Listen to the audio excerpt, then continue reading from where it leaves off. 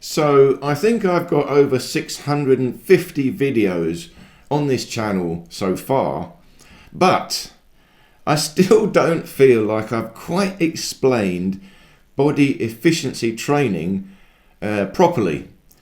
It's such a tricky thing for me to explain it. And I thought if I tell you the history, how I got to this place, what I'm talking about on this channel, maybe that would help explain what it is. You see, I grew up with a lot of spirituality, meditation, and I was always interested in this stuff, Carlos Castaneda, Tibetan monks, so very spiritual. And then I started martial arts, Shaolin Kung Fu, again from a teenager. And then I picked it up later when I went to university to study physics, training Shaolin Kung Fu. And there, of course, I started to learn about Qi. And that immediately interested me, Qi. Okay. But I learnt the Qi from my, Kung Fu master at the time. And I went and practiced. But I didn't really get anywhere with it. So I thought, okay, nothing much happening.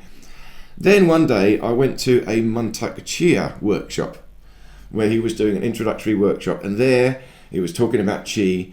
And basically what he did, he got us to just sit and rotate like this on the chair. And that moment I felt the Qi. I felt, oh, my body's moving. What's happening?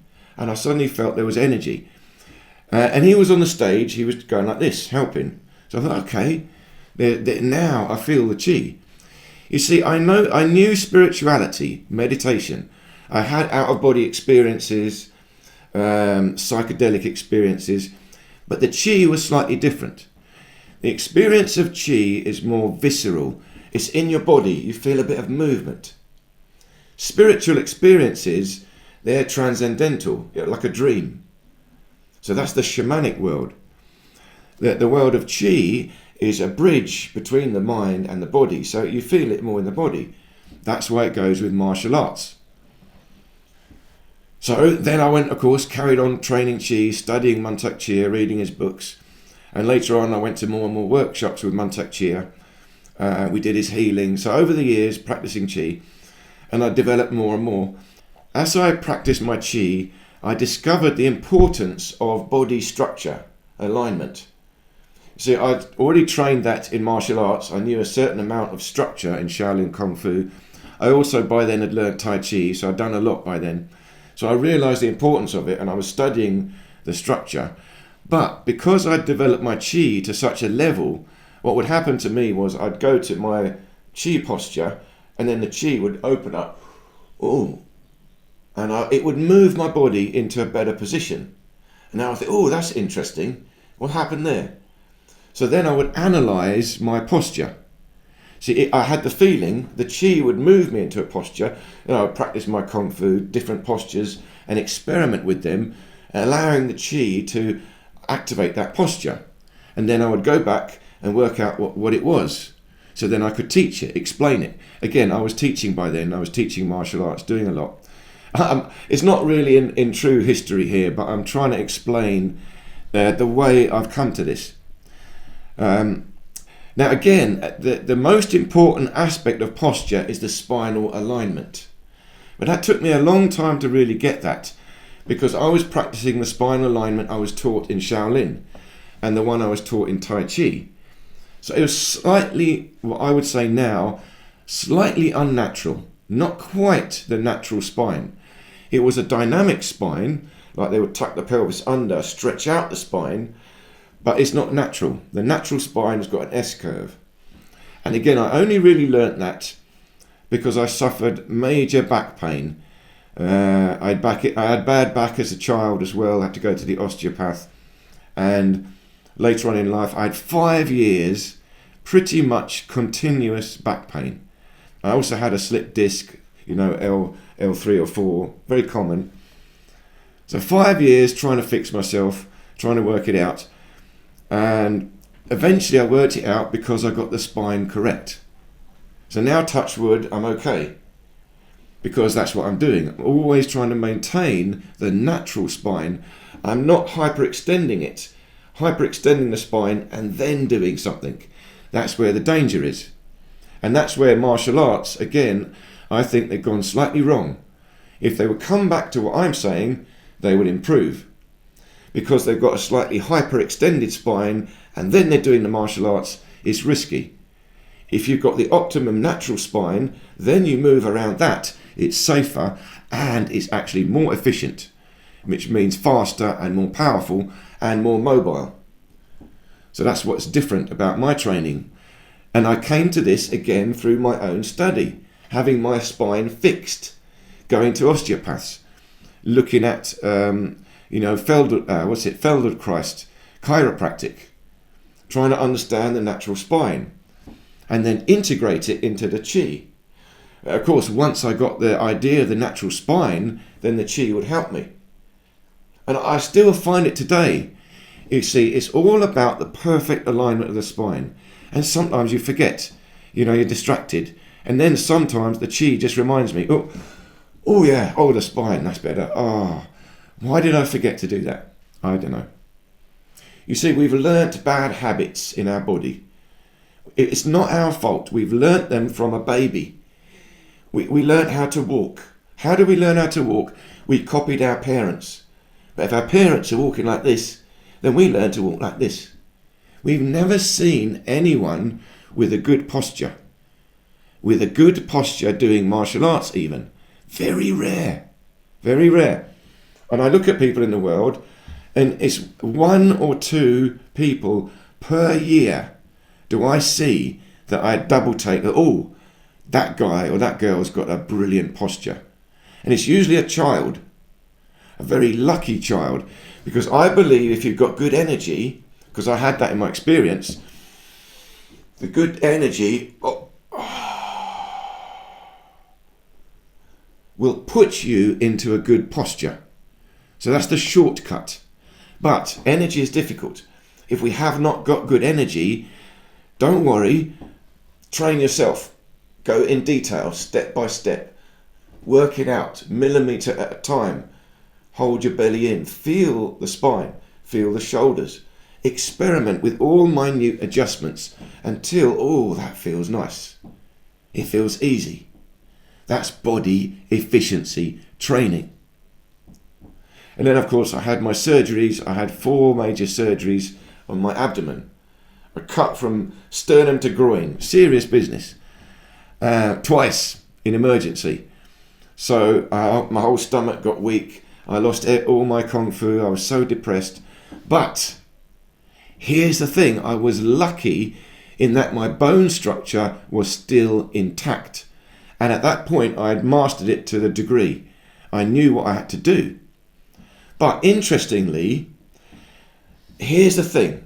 The fundamental principle of this body efficiency training is bone structure. The bone structure is held together by the waist, the belly, the navel, pulling the belly in a little bit. It's fundamental to my whole training. And it's quite different to everything everyone else says. Everyone talks about belly breathing. No. Belly stays in, I'm chest breathing. The belly must be tight because that will support the lumbar spine. The lumbar spine is your weakest point. And in martial arts they know that. That's why they tuck the belly, they tuck the pelvis under, they stretch the lumbar to try and make it stronger. But I'm saying that does not make it stronger, you're hyperextending it. What you have to do is maintain the slight backwards arch in the lumbar, the natural S-curve. But if you do that and your belly hangs out, now yes, you have weakened your lumbar spine because now you'll just fall backwards at the lumbar. No, you must arch back in the lumbar, but then pull your belly in, pull the obliques in at the front. So that will compact around your waist. Now your waist becomes what is called the chi belt, a tight thing around your waist holding you, and you can twist from the waist. Twisting at the lumbar. If you're going to twist at the lumbar and you've already hyperextended it, it's dangerous. Only when you've got the perfect neutral spine, held the lumbar in and supported with the belly, then if you twist at the waist, you now have spine power and it's strong. And you can't push backwards because the belly pulls in. So you've got a counter force arching back, but belly pulls in, now your waist is tight, the lumbar is strong. Took me a long time to work that out, and I still forget. I've got to practice, always practice. But these operations taught me that again, because my belly was so weak. But again, in hospital, I've said this story. I'll leave links to the video where I tell my full story. But I remember after the operation when I could just stand up on a little Zimmer frame, and one day, 3 a.m. in the morning, I went out with my Zimmer frame to the hall, took my hands off and went into my Tai Chi posture. So I was in pain, so weak, but I realised then, my bone structure is intact. I can still feel the chi. I'm very lucky, very lucky. This belly, I told myself, this belly is just a flesh wound. You can heal that. At least you didn't break a bone. I mean, bones people do. Even if with a broken bone, you can fix this. But a broken bone is harder. You must really work, strengthen the tendons, compensate for the broken bone if it's a joint. But it can be done. Anyway, point being, the bone structure, and then I had to go and work. And my stomach was so weak, in pain, I couldn't risk breaking the stitches. I had to force myself to do absolute perfect alignment. So, and again, I had 4 operations. Every time I had to rebuild myself. So that's where I really developed my body efficiency training. I had to have masterful level body efficiency in order to do everything I had to do without breaking my stomach again, and without, I had hernias. I still got hernias from the operations. I've had too many. So I've got to be so careful I don't increase my hernias. And I have done. I've made them worse, but I've pulled them back in again. I've fixed them. It took me a year, but I fixed them to a degree. I could do it. There's a lot can be done. But to this day, I'm still careful. I can pop out a hernia. But I do strong lifting, heavy weights. I do strong martial arts. Because I'm holding my belly in, I hold the hernias in, and I'm breathing into the rib cage. Not to protect the hernia, but because it's the most efficient way to use your body. And if I had still a full functioning, perfect body, and I'd really trained my martial arts, this training would have taken me to, professional level fighting, easily. But those days are over for me. But even a professional fighter, a professional athlete, way beyond me, if they could master my body efficiency training, their athleticism would go up another 5-10%. Again, if I could have a sprinter, I could teach a sprinter, top level sprinter, to shave, a second off their 100 meters, just by improving their body efficiency and changing their shoes. Got to go barefoot. That's another thing. Walking. See, again, I've got a whole series on the channel, Effortless Walking. Again, I'll leave links below. Check it out. Walking comes from body efficiency, perfect alignment of the spine, synchronizing the hips and the shoulders.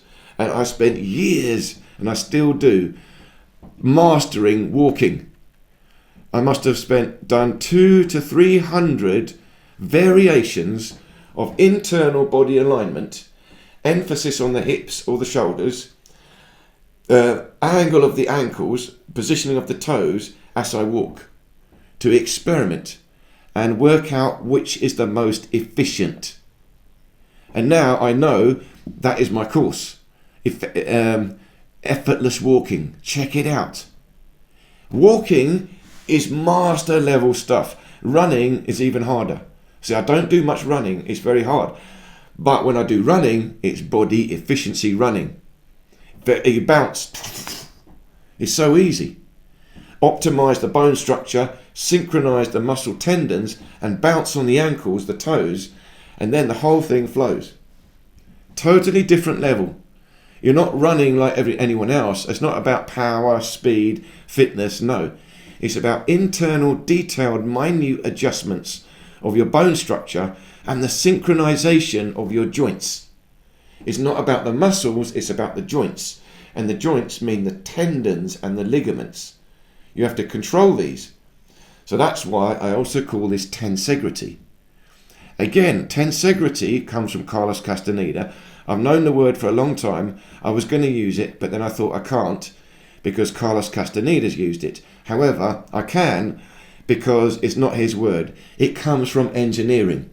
So tensegrity is an engineering term for a structure held together with string or elastic bands. And that's what the body is, a structure held together with tendons, elastic bands. But I have to create this structure. And when I would train my chi, I would find it would take me to a powerful position, but also it would activate my muscles. It's like, whoa, why am I tensing? But it felt good, tension. And the tension was moving around. Again, a spontaneous movement, but it's not hard work.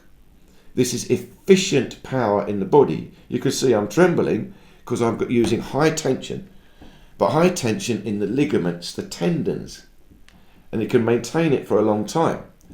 Infinite endurance.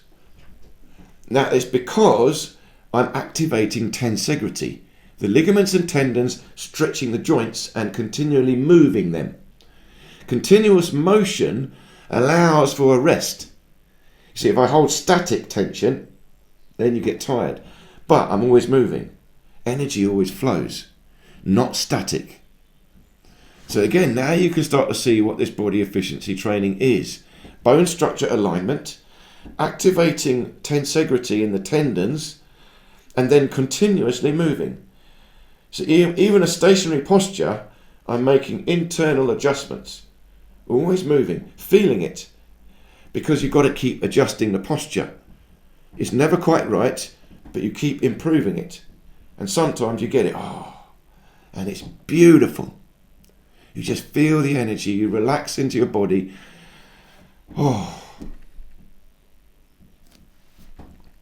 And that's what I'm trying to explain on this channel. Now the trouble is showing the postures.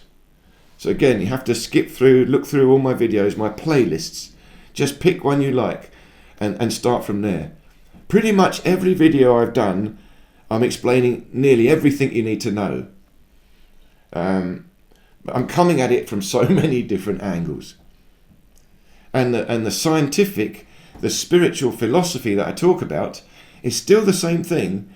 This is just the understanding of the energy, because if we understand how it works, the same thing works inside your body.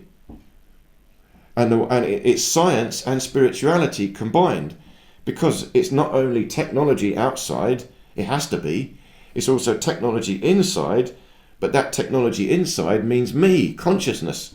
I am that technology. Or rather, this body is like the computer, but I am the controller of the computer putting the information in, the soul. So we have to understand it to a degree, then we know what it is we're trying to do. And that's what I'm trying to share on this channel. So I hope this made some sense. And I hope you can see where I'm coming from. And I'm going to keep going, keep trying to explain this better and better, simpler and simpler, clearer and clearer. So please do bear with me, like and subscribe, and also go over and check out my other channel, Entify World, because I've just put another video up, again, extremely important video. It's about how we can create our identity. This is to do with some new technology, again, cryptographic technology, but we need an identity on it, but the identity must be real. That's what I'm talking about on this channel. Our consciousness. Who am I? Who am I? Ask yourself that question. Who am I? What am I? Am I this body, or am I this consciousness? Or am I both? Or are they both one and the same thing? So this technology allows us to bridge between our consciousness and the real world. And that's the meaning of Entify. So check that out. I'll leave the links below, and also check out my website where you can now buy my book. Again, links below. This book, again, is my most important message, the science of the life force energy, how it works. And I'm explaining it scientifically and spiritually. And it's such an important message. That's only book one. I'm going to have a whole series of books. But this is edition one. In time, we'll have edition 2, edition 3. The same book over and over, just rewritten. Because the message is so important. And I've really got it in that book. It comes from my lecture series. Lecture series is now put into AI, created into a book. So you can watch the lecture series still on this channel. Again, links will be below. But that message is now clearly readable thanks to AI. And edition 2 will be another AI. Edition 3 will be another AI. So you can see the same information over and over again, but in a different way. That's what I'm trying to do on this channel. I'm saying the same information over and over again in a slightly different way, in the hope that one time I might get it right and you can see what I'm talking about. So thank you so much again for listening, and I look forward to seeing you in any of these other videos here.